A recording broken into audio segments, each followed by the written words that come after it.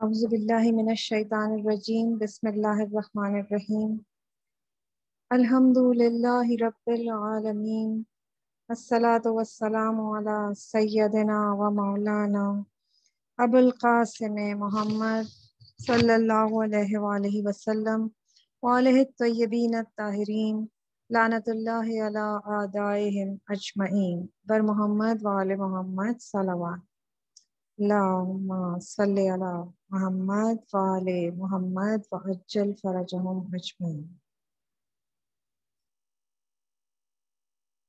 جو کچھ ہم اس دنیا میں دیکھتے ہیں یہ سب خداوند عالم کی عظمت، قدرت، علم و حکمت اور جلال و جمال کے جلوے ہیں۔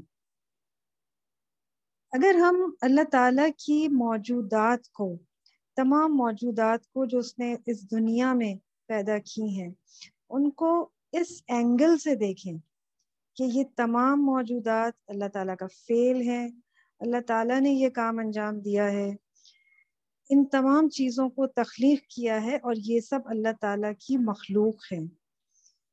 تو جب ہم ان کو اس اینگل سے دیکھیں گے اور ان تمام چیزوں کو خدا کی مخلوق سمجھیں گے تو غفلت کبھی بھی پیش نہیں آئے گی۔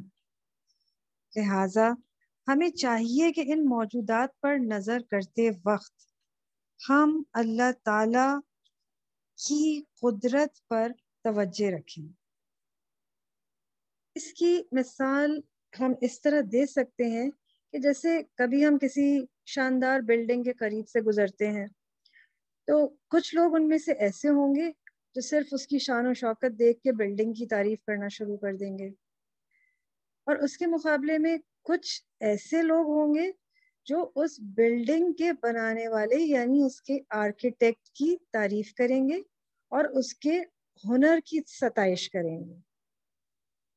بالکل ہمارا عالم یہی ہونا چاہیے کہ جب ہم اس دنیا کو دیکھیں تو اس کے خالق کی پاک ذات کی حمد و ثنا کریں۔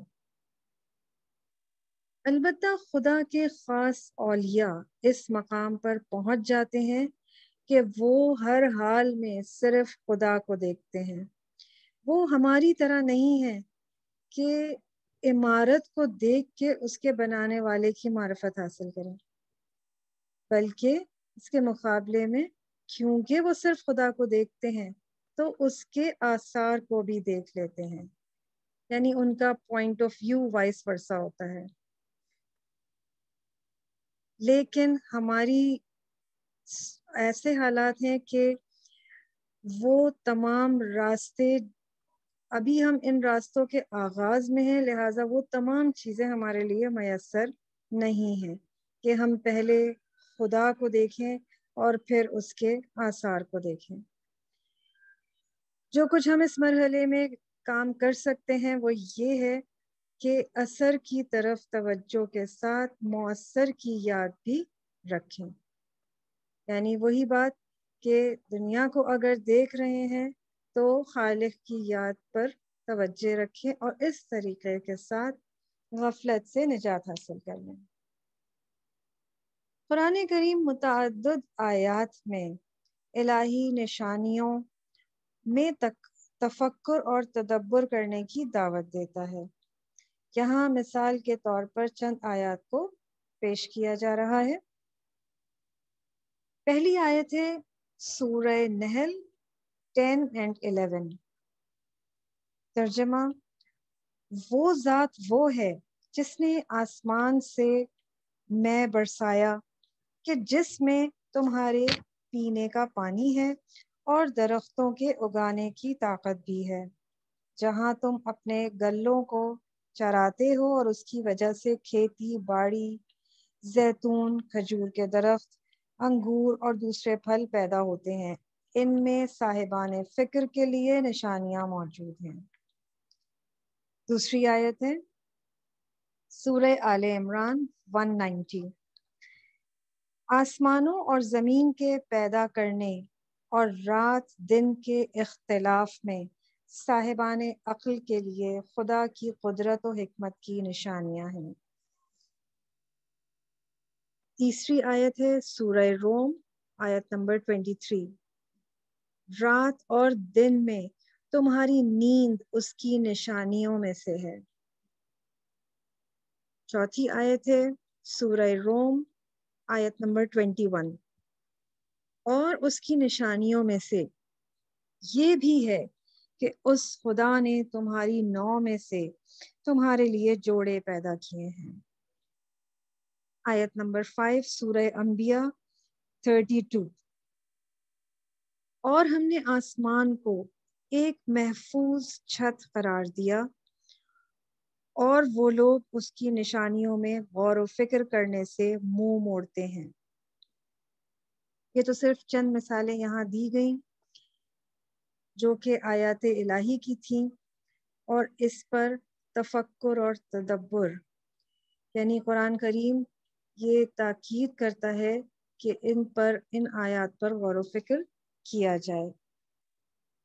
کیا کبھی ہم نے اللہ تعالیٰ کی نشانیوں اور عظیم آثار الہی میں مؤثر طریقے سے غور و فکر کیا ہے؟ کیا ابھی تک بارش کے برسنے کی کیفیت پر غور کیا ہے اور پھر اس کے بے شمار فوائد پر صحیح طریقے سے توجہ کی ہے؟ کیا کبھی اس بات پر غور کیا ہے کہ اگر ہمیشہ دن ہوتا یا ہمیشہ رات ہوتی تو ہمیں کیسی حالت پیش آتی؟ اور کیا کبھی بے خوابی سے دو چار ہوئے ہوں تو سوچا ہے کہ نیند کتنی اچھی اور بڑی نعمت ہے کہ جس وقت وہ ہمیں میسر ہوتی ہے تو ہماری ساری تھکن اتر جاتی ہے؟ کیا بے انتہا آسمان کے بارے میں اور اس کے سربا مہر رازوں کے بارے میں کچھ اسٹڈی کیا ہے؟ قرآن کریم فرماتا ہے زمین، آسمان، سبزہ، پہاڑ، دریا، چاند، سورج، ستارے، تمام کے تمام وجود اللہ تعالیٰ کی علامتیں اور نشانیاں ہیں۔ آسمان، زمین، چاند، سورج، سبزے، درخت دن رات ہماری آنکھوں کے سامنے ہیں، اور پھر بھی ہم دن رات خدا سے غافل ہیں۔ ہم کو چاہیے کہ ہم ایکسرسائز کریں کہ اس تمام کائنات اور اس کے موجودات، ان کو اللہ تعالیٰ کے جمال کے جلوے تصور کریں۔ اگر اس قسم کی نگاہ ہمارے لیے ملکہ کی صورت اختیار کر جائے تو ہم کسی بھی وقت یاد خدا سے غافل نہیں ہوں گے۔ پر محمد وآل محمد صلوات، اللہم صلی علی محمد وآل محمد وعجل فرجہم اجمعین۔ دعائے سلامتی امام زمانہ۔ بسم اللہ الرحمن الرحیم۔ اللہم کن ولیک الحجۃ ابن الحسن صلواتک علیہ وعلی آبائہ فی ہذہ الساعہ وفی کل ساعہ ولیا وحافظا وقائدا وناصرا ودلیلا وعینا حتی تسکنہ ارضک طوعا وتمتعہ فیہا طویلا برحمتک یا ارحم الراحمین۔ اللہم صلی علی محمد وآل محمد وعجل فرجہم اجمعین۔ التماس دعا۔